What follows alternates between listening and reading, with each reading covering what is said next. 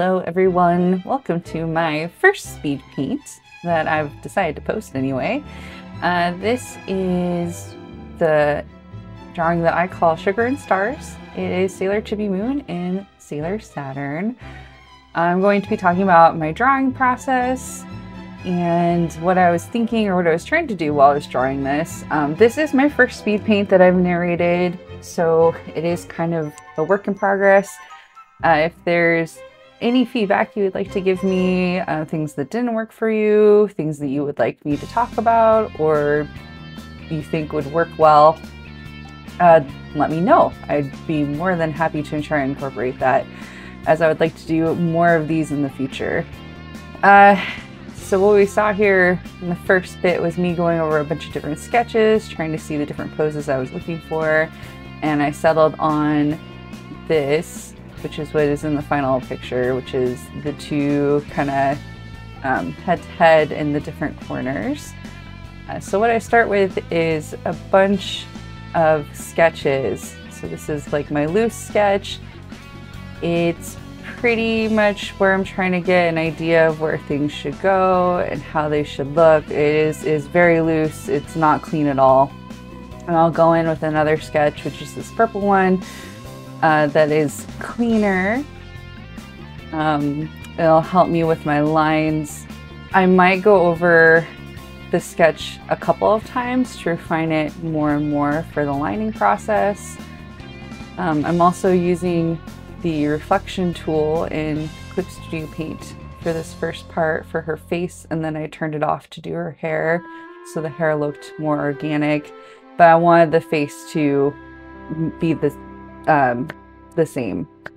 I didn't want it to look different, because yeah, faces should look symmetrical, or ideally look symmetrical, right? And I'm not very good at doing that free-handed, so I turned on the reflection tool for that. I did that for Chibs as well, and then turned it off for the hair, so the hair looked more organic. And then here I am going with the line work. I'm using the symmetry tool also for the line work in places that I want the symmetry to be there. So the face, the earrings, you see it in the jewelry there.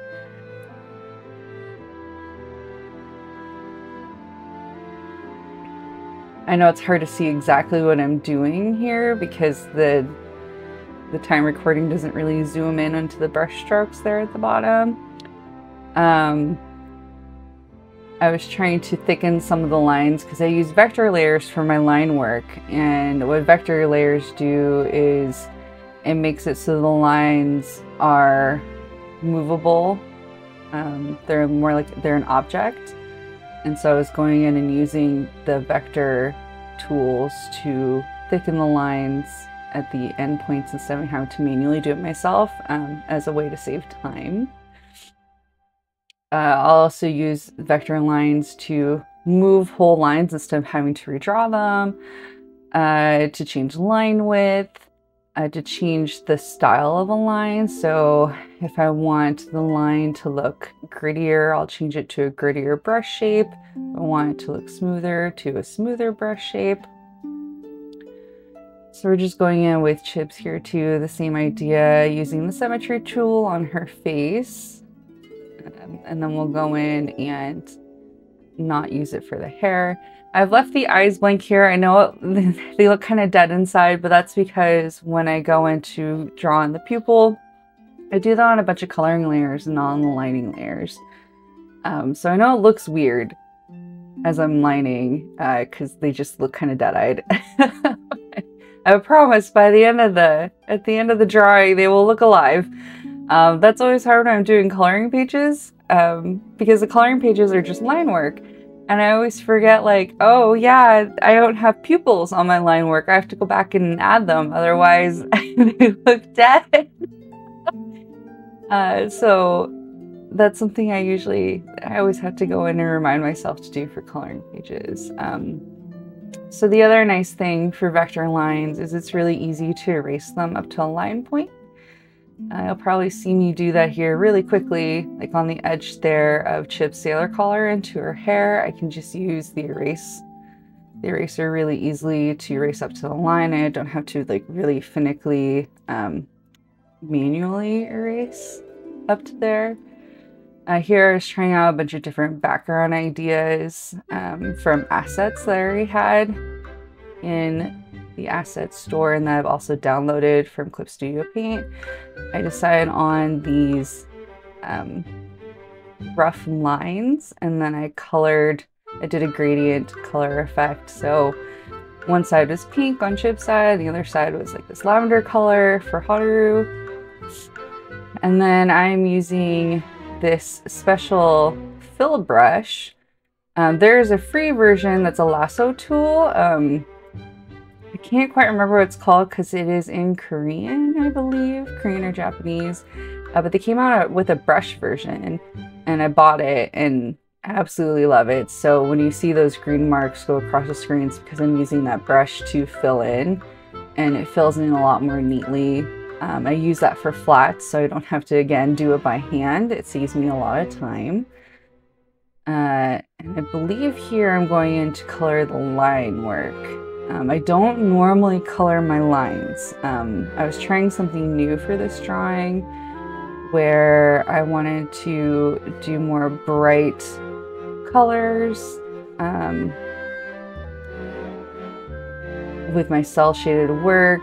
And I was like thinking, well, what would it look like if I colored my lines? Coloring lines is a lot of extra work, so that's why I normally don't do it. And this time I thought, well, let's try it. Let's see how it goes. Here, I was also thinking originally for this drawing, I wanted to outline the edges of my shading. And that's why you're seeing me fiddle around with this idea so much. I ended up not liking it, so I didn't go through with it. And I just went back to my normal cell shaded coloring, which is fine. The whole point of art is to try new things. And I'm always happy to try new things. And if it works out and it's something I can add to my repertoire of things I like, great. If it's something that, I end up not liking, well, at least I tried it to see if I liked it or not.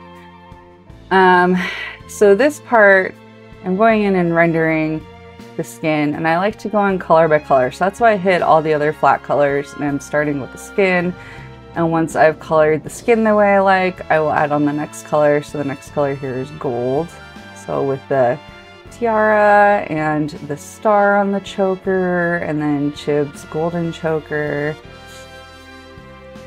And then I'll just go piece by piece, layering on the different gradient effects. I usually use the multiply, add, and color dodge as shortcuts because, again, I'm trying to do things faster. So I have more time to draw.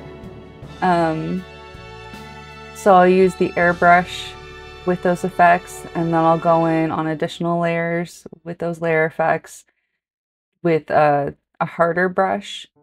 I use a customized G pen in Clip Studio Paint, and I'll go in and do the cell shaded shading here. You'll see here. I've also reduced the opacity so it looks a bit softer too. And then sometimes I will lock that layer and then go over it with a multiply airbrush to bring more depth to the cell shaded. So it just looks like there's a little bit more going on there.